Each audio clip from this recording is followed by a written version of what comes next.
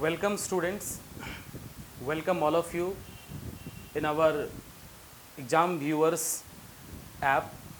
आप सबको मैं पहले क्लास स्टार्ट करने से पहले बार बार याद दिला दूं कि ये जो टीजीटी और पीजीटी के क्लासेस हैं एग्ज़ाम व्यूअर्स के ऐप पर आप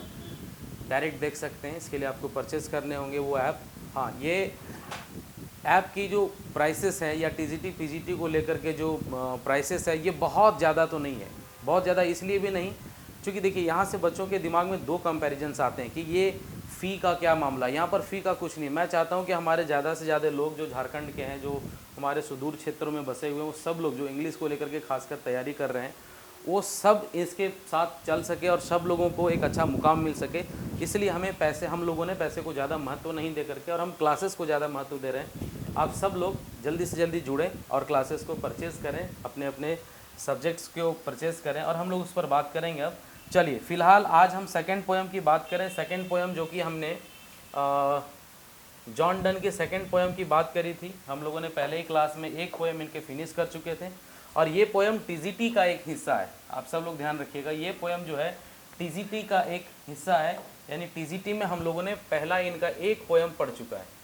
ना। आप सब ध्यान रखिएगा, टीजीटी में हम ऑलरेडी जॉन डन के हमें दो पोएम्स पढ़ने हैं और एक पोएम हम पढ़ चुके हैं, राइट। अब दूसरा पोएम है go and catch the falling star और ये पोएम भी 1633 में, यानी कि उनके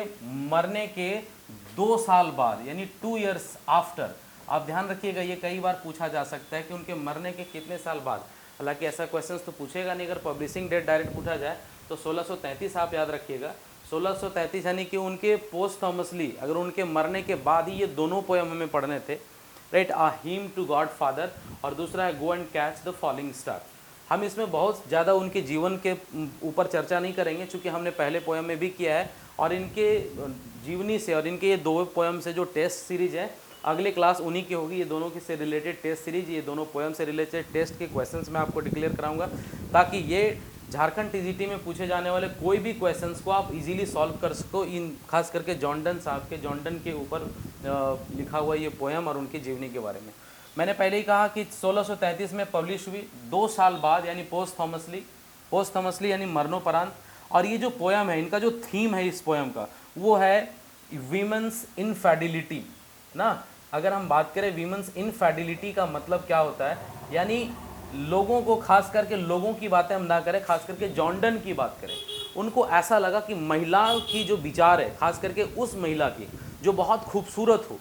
उन्होंने अपनी प्रस्ताव रखी, उन्होंने अपना पर्सनल एक्सपीरियंस रखा है और हो सकता है उनके साथ ऐसा कोई घटना घटा होगा जिनके प्रति उन्हें महिलाओं या खास करके उसे अच्छी दिखने वाली खूबसूरत महिला से भरोसा उठ गया होगा। और ये हो सकता है, तो चूंकि इन टॉपिक्स को हम जात पात पर ना ले करके या फिर महिला और पुरुष के भाग में ना बांट करके हम सिर्फ एक स्टूडेंट के तरीके से एंजॉय करेंगे। और ये क्या है, इसका मतलब क्या था, नहीं था, उसके बारे में बहुत ज़्यादा सोचना नहीं। उन्होंने ऐसा क्यों लिखा, आज ऐसा होता अगर तो शायद जगह जगह धरना हो जाएंगे, धरना प्रदर्शन हो सकता है। तो उन चीज़ों के प्रति हम लोगों का ध्यान बिल्कुल भी नहीं जाना, चाहे आप एक लड़की हो या एक लड़का हो, राइट। आपको इन चीज़ों से मतलब बिल्कुल नहीं रखना। आप एज अ स्टूडेंट आप इनके पोएम को एंजॉय करेंगे और हम बहुत ज़्यादा समय ना लेकर के आपको इस पोएम के बारे में विशेष जानकारी देना स्टार्ट करते हैं। तो हम टीचर्स, आप अगेन मैं आप सबको टीचर्स बनने की शुभकामनाओं के साथ ये कह रहा हूँ कि आप सब एक टीचर हैं और आपको आज की जो पढ़ाई है go and catch the falling star, ये पोएम की पहली लाइन भी है, राइट ना। आप ध्यान रखिएगा, ये पोएम की पहली लाइन है, यानी ये पोएम 3 स्टैंजाज में बटे हुए हैं और 3 स्टैंजाज की जो पहली स्टैंजा जिस पर हम बात कर रहे हैं, हम आपको समझा देते हैं एक चीज़ और कि अगर हमारे पोएम्स के जो स्टेटमेंट है या पोएम्स का जो लाइन है, अगर वो 6 लाइन के होते हैं, यानी कि पोएम हमारा, कोई भी पोएम अगर हमारा 6 लाइन में स्टार्ट हुआ है, राइट ना, यानी कि उसके जो स्टैंजाज हैं अगर वो 6 लाइन के स्टैंजाज हैं तो हम उसे क्या बोलते हैं, एक सेस्टेट बोलते हैं। तो ध्यान रखिएगा, 6 लाइन के पोएम्स को हम लोग सेस्टेट बोलते हैं और अगर वो 8 लाइन का स्टैंजा हो ना, 8 लाइन का स्टैंजाज हो तो हम उसे ऑक्टेव बोलते हैं। ध्यान रखिएगा, हो सकता है अगर इससे आपको क्वेश्चन पूछा जाए कि एक पोएम है जिनका स्टैंजा में 6 लाइन है तो उसे क्या नाम दिया गया है, तो उसे सेस्टेट कहा गया है, और 8 लाइन का है तो उसे क्या नाम दिया गया है, ऑक्टेव नाम दिया गया है, राइट। अब उसमें से जो पहली लाइन है ये पोएम के ऊपर ही लिखी हुई, पोएम का टैग नेम भी है। तो आप ध्यान रखना कि ये भी आपसे पूछा, चूँकि वो जो क्या था इनका पहला पोएम, आप सबको याद होगा, अ हिम टू गॉड फादर। तो सिंपली उसमें उसका पहला कोई नाम या पहला कोई स्टेटमेंट ऐसा था नहीं जिससे हम लोग को पता चले कि पोएम का पहला ही लाइन वो है, लेकिन हाँ इसमें ये कहा है। और गो and catch the falling star है क्या, तो गो and catch the falling star एक चैलेंज है। यहाँ पर दो व्यक्ति हैं, यानी एक तो खुद हमारे पोएट हैं ना, पोएट हैं, कौन है हमारे पोएट, तो जॉन डन है, ध्यान रखिएगा, एक तो जॉन डन है, और दूसरा कि ये कि कोई व्यक्ति से, कोई पर्सन से बात कर रहे हैं, राइट, ये कोई पर्सन से बात कर रहे हैं, थर्ड पर्सन है चाहे जो भी है। तो अगर उनसे बात करते हुए कह रहे हैं थर्ड पर्सन से कि देखो तुम्हें मैं दो चीज़ें बता रहा हूँ कि जो दुनिया है वो बड़ी अजीब किस्म की दुनिया है, यहाँ पर आप किसी ऐसे व्यक्ति पर भरोसा नहीं कर सकते हैं जो बहुत खूबसूरत हो सकता है जो खूबसूरत हो वो ईमानदार नहीं हो। और उन्होंने इसी लाइन को एक महिला के प्रति टैग किया है, इसलिए भी इस खास करके इस पोएम का थीम ही माना गया है विमेन इनफेडिलिटी, यानी कि जो महिलाएं होती है उनके भरोसे के ऊपर ना, जैसे हम लोग एक शब्द में क्या बोलते हैं, महिलाएं जो होती है वो बेवफा होती है, ऐसा कुछ लाइन जो कहा जा सकता है इस पर, तो वैसी उनकी पर्सनल फीलिंग रही होगी, उनका किसी महिला के प्रति, उनकी किसी एक गर्ल के प्रति ऐसा अटैचमेंट रहा होगा जो उन्हें बाद में डिस्ट्रस्ट मिला हो, तो उन्हीं के ऊपर इन्होंने एक पोएम लिखा। और वो एक थर्ड पर्सन से बात करते हुए कह रहे हैं, इस व्यक्ति को वो चैलेंज देते हुए कह रहे हैं। पहला चैलेंज क्या था उनका, ध्यान रखिएगा, कह रहे हैं कि मैं तुम्हें कुछ चैलेंजेस बताऊंगा, मैं तुम्हें कुछ बातें बताने जा रहा हूँ, और चैलेंजेस कितने, ध्यान रखिएगा, मैं यहाँ पर चैलेंजेस 7 है, राइट, 3 4 5 6 7, कह रहे हैं कि ये 7 चैलेंज है, और अगर इसमें से तुम कोई भी पूरा कर दो तो मैं ये मान लूँ कि तुम लोगों की जो बातें हैं, तुम्हारी जो ओपनिंग्स है वो सही होंगे, और वीमेन के प्रति जो मेरा मिथ्या है, जो मैंने मन में पाल रखी है एक गलतफहमी, वो गलत हो जाएगा। अगर आप उन 7 में से किसी को प्रूव कर दो तो मेरी जो मिथ्या है, जो मैं उनके प्रति सोचता हूँ, वो गलत हो जाएगा। उनमें से पहला चैलेंज कौन था उनका, वो था कि गो and catch a falling star. वो थर्ड पर्सन से कह रहे हैं कि तुम जाओ और कोई ऐसा तारा पकड़ कर दिखाओ, वो तारा जो टूट रहा हो, टूटता हुआ तारा या गिरता हुआ तारा, कह रहे हैं उस तारे को, गिरते हुए तारे को तुम पकड़ कर दिखाओ। क्या ये पकड़ा जा सकता है, असंभव है, इम्पॉसिबल है। हम यहाँ से देख लेते हैं, हम अपने घर से कभी कभी देखते हैं बहुत दूर में ऐसा कुछ प्रतीत होता है कि तारा टूट कर गिर रहा है, बट हम उसे हम लोग भी एक नई मिथ्या वाली ज़िंदगी को जी रहे थे। हम लोग तुरंत चुपचाप खड़े होते हैं आंख बंद करके और सोचने लगते हैं। कई बार कहा जाता है कि टूटते हुए तारे के सामने आप कुछ बोलो तो वो फैक्ट हो जाती है, वो सच हो जाते हैं, तो हम लोग जरूर से तुरंत कुछ ना कुछ अपने अपने विशेष मांगना स्टार्ट करते हैं। पर ऐसा नहीं कि हम वो कैच कर लें, उस तारा को जा करके पकड़ लें। दूसरा क्वेश्चन कह रहे हैं कि get with child a mermaid root, get a child with a mermaid root, यानी कि ध्यान रखिएगा, ये जो मैंड्रेक रूट है, मैंड्रेक रूट क्या होते हैं मैं आपको बता रहा हूँ, ध्यान रखिएगा। आपने कभी, हो सकता है आप कहीं देखे हो या ना सही, एक मैं रूट की बात कर रहा हूँ, ओके, आपको समझ में आ जाएंगे। एक मैं रूट की बात कर रहा हूँ, ऐसा कोई रूट होता है, रूट मतलब जड़, और उसके ऊपर में ना ये प्लांट लगे होते हैं, सीधा सा ध्यान रखिएगा, ये प्लांट है, ये प्लांट का पार्ट है ऊपर वाला, राइट, ये प्लांट का पार्ट है, और ये मनुष्य के रूप में दिखने वाला एक जड़ है। आप सर्च करेंगे आपको पता चलेगा कि मैंड्रेक रूट कैसा होता है। तो यहाँ देखिएगा रूट लिखा भी है, जड़, ये जड़ है, वो मनुष्य के समान दिखता है, खास करके मनुष्य का फेस इसके अंदर दिखता है। वो कह रहे हैं कि इस रूट से जाओ और तुम किसी बच्चे को जन्म देकर दिखाओ कि क्या तुम इस रूट से कोई बच्चा जन्म दे सकते हो। तो पहली टास्क तो उसकी डिफिकल्ट थी कि कैच कर लो उस फॉलिंग स्टार को, जो तो असंभव था। दूसरा है एक जड़ से, खास करके एक रूट, जो एक मैंड्रेक रूट है, उस रूट से आप जा करके एक बच्चे को जन्म करके दिखाओ, जन्म दे करके दिखाओ, ये भी असंभव है। तीसरा कह रहे हैं कि tell me where all past years are, यानी कि क्या तुम बता सकते हो, वो थर्ड पर्सन से पूछ रहे हैं कि क्या तुम बता सकते हो कि हमारे जो साल थे, हमारे जो बीते हुए कल थे, हमारा जो बीता हुआ पास्ट है, वो कहाँ गए। हम सब लोग कई बार बोलते हैं कि क्या तुम मेरी बचपन लौटा सकते हो, तो वही पूछ रहे हैं कि क्या वो बचपन जो मैंने पुराने समय बीत गए, हमारे जो कल जो हमारा बीता, वो कहाँ चले गए। जैसे हम लोग मोबाइल चला रहे थे, कुछ डिलीट हो गया तो हम लोग सोचते चलो भाई रिसाइकल बिन में होगा। कंप्यूटर में भी कुछ होते हैं जहाँ हम लोग डिलीटेड चीज़ों को ढूंढ लेते हैं। वो कह रहे हैं कि जो हमारे लाइफ का टाइम बीत गया, क्या वो टाइम को ढूंढ कर ला सकते हो तुम, या बता सकते हो वो टाइम कहाँ चले गए। चैलेंज नंबर 3 था वो, ध्यान रखिएगा, चैलेंज नंबर 3 है ये। अब 4 नंबर क्या कर रहे हैं, 4 नंबर उनका कंडीशन है, कह रहा है कि और who cleft the devil's foot. अब ध्यान रखना कि ये डेविल्स फुट को किसने 2 पार्ट में बांट दिया। क्लैफ्ट करना मतलब होता है 2 भागों में बांट देना। आप देखे होंगे डेविल्स का फुट, अगर आप कहीं पर आपको पिक्चराइज करने को मौका मिले या आप किसी पिक्चर में ये देख पा रहे होंगे डेविल्स के फुट को, राइट। अगर मैं एक पिक्चर बनाऊं डेविल्स का कुछ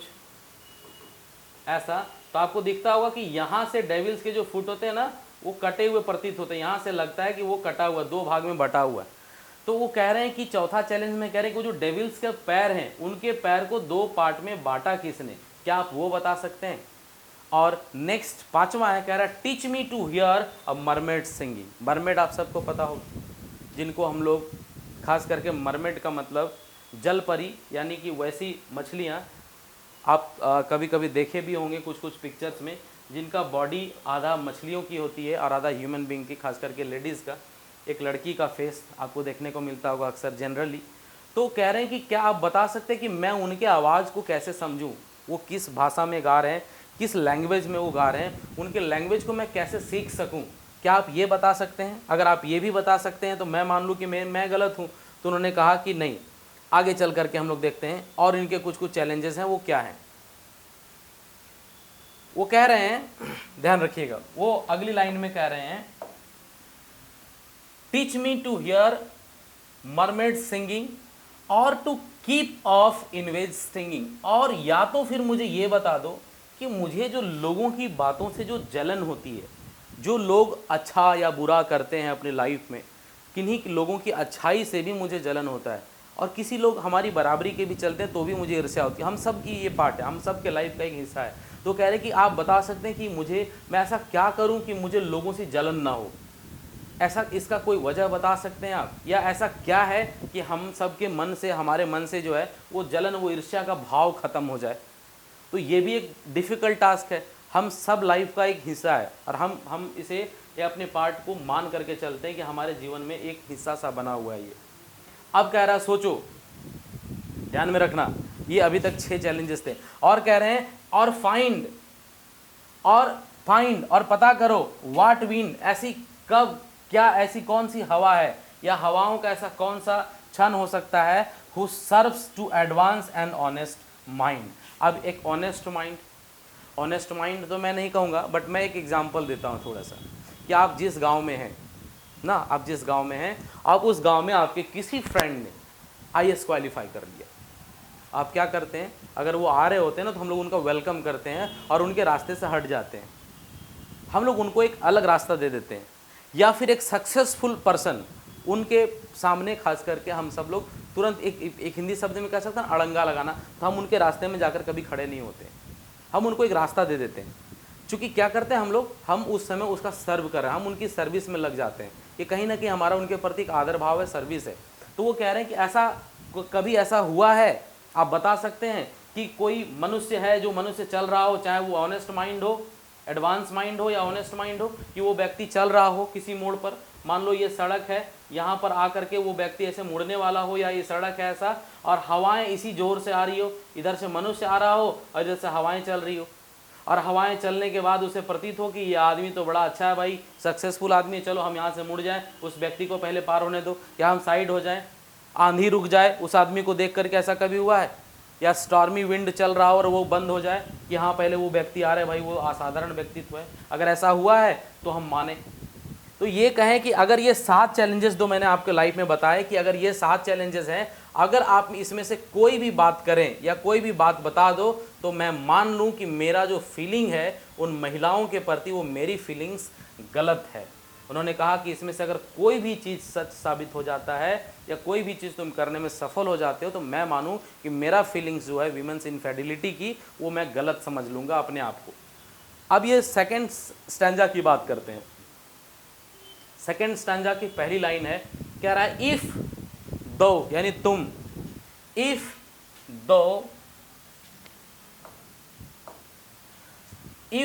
दो be'st born to strange sight. कह रहे हैं कि अगर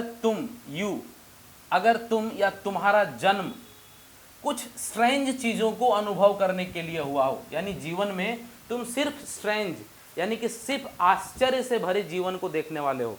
अगर तुम चाहते हो कि मेरे जीवन में सिर्फ आश्चर्य ही हो रहे हो, या आश्चर्य से ही मुझे प्यार हुआ हो, या मैं उन चीज़ों के लिए ही बनाऊं कि मुझे साधारण चीज़ें समझ में नहीं आती, मैं सिर्फ अजूबों या अजूबा चीज़ों को देखने के लिए ही बनाऊं, तो फिर तुम्हारे लिए हो सकता है कि ये जो बातें कही जा रही है वो एक सच हो। ये कह रहे हैं कि थिंग्स इनविजिबल टू सी, तुम्हारे मन में ये बना हुआ हो कि जो चीजें इनविजिबल है, जिन चीजों को देखा नहीं जा सकता है, सिर्फ तुम उन चीजों को देखने के लिए बने हो, जिन चीजों की कोई सच्चाई नहीं होती उसमें तुम सच्चाई को ढूंढने के लिए बने हो। तो फिर एक काम करो, वो कह रहे हैं तो फिर एक काम करो, राइड 10,000 डेज एंड नाइट्स,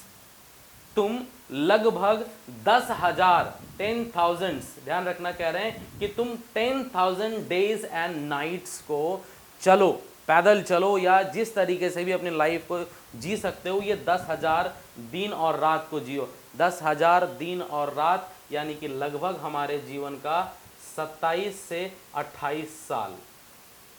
ध्यान रखना, कह रहे हैं कि 27 से 28 साल। एक तो पहले समझना कि जिस व्यक्ति से, जिस थर्ड पर्सन से जॉन डन बात कर रहे हैं वो कोई बच्चा तो रहा नहीं होगा, यानी जॉन डन बात कर रहे होंगे, ऑब्वियसली वो इंसान का उम्र 30 साल हो सकता है, हम मान करके चलें। और वो कह रहे हैं कि तुम ना 10,000 साल चलो, यानी कि फिर से 30 साल, अगर हम बात करें 30 + 30 यानी कि वो व्यक्ति का उम्र कितना हो जाएगा, 60 साल। तो कह रहे हैं कि अगर ध्यान से देखिएगा, ये 60 साल में ऐसा इसको कैलकुलेट करके क्यों बताया, अगली लाइन में उसका मतलब है। कह रहे हैं कि तुम जो है वो 10,000 दिन और रात चल कर देखो, तो अब क्या होंगे, till as snow white hairs on the. अब कह रहे हैं तब जब तुम्हारे बाल क्या हो जाएंगे, वाइट हो जाएंगे, यानी कि तुम्हारे हेयर्स क्या हो जाएंगे, वाइट हो जाएंगे, ध्यान रखिएगा आप। Thou when thou returns will tell me, और फिर तब तुम मुझे बताना, ध्यान में रखना, दो मीन्स तुम,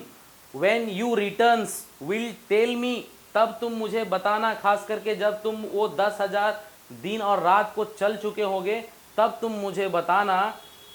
ऑल स्ट्रेंज वंडर्स दैट बिफेल दी। वो कह रहे हैं कि तुम्हारे जीवन में उस वक्त जितनी भी स्ट्रेंज चीज़ें हुई, उन स्ट्रेंज चीज़ों के बारे में मुझे बताना, और तब मैं तुमसे पूछूंगा कि ये जो तुम्हारे पास मैंने जो सत्यता के शर्त दिए थे, उस शर्त के बारे में मुझे सच्चाई बताना। और कहते हैं, ध्यान रखना, और वो ये भी कह रहे हैं कि वो तुम दिन, वो 10,000 दिन चल जाने के बाद तुम कसम खाना, एंड स्वेयर नोवेयर, वो कह रहे हैं कि कसम खाना और मुझसे ये बताना कि nowhere lives a woman true and fair, कि कहीं तुमने,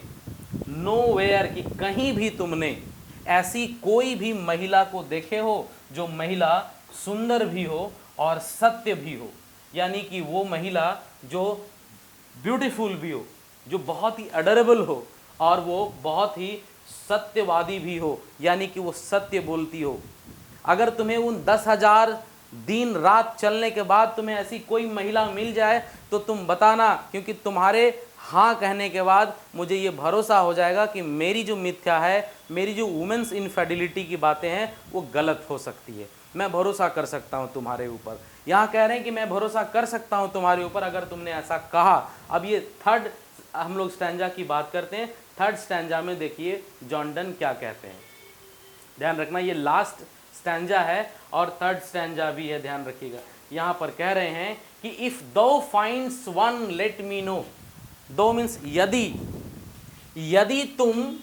यदि तुम वो मिल जाते हो किसी वैसी महिला से जो महिला खूबसूरत भी हो और सत्य भी बोलती हो, यानी कभी किसी व्यक्ति को उन्होंने हर्ट भी नहीं किया हो, सत्य भी बोलती हो, झूठ भी ना बोले, और ध्यान रखिएगा कि वो खूबसूरत भी हो,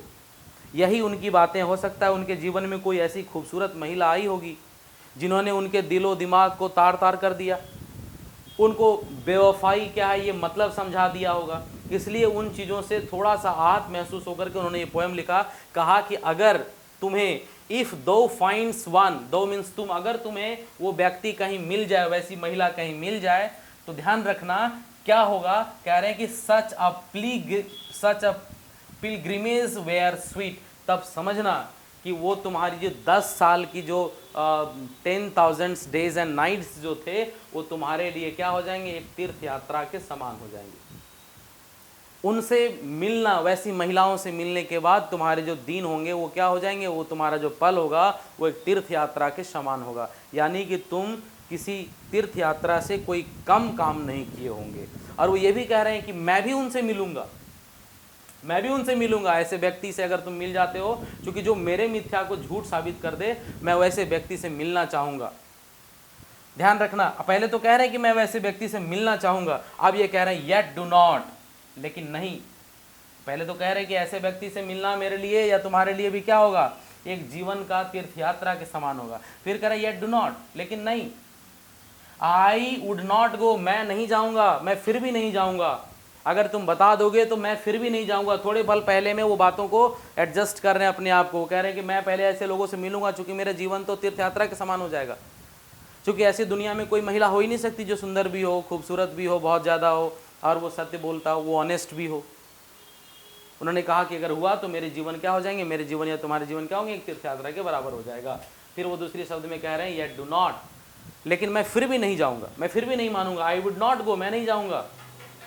दो at next door we might meet, हो सकता है,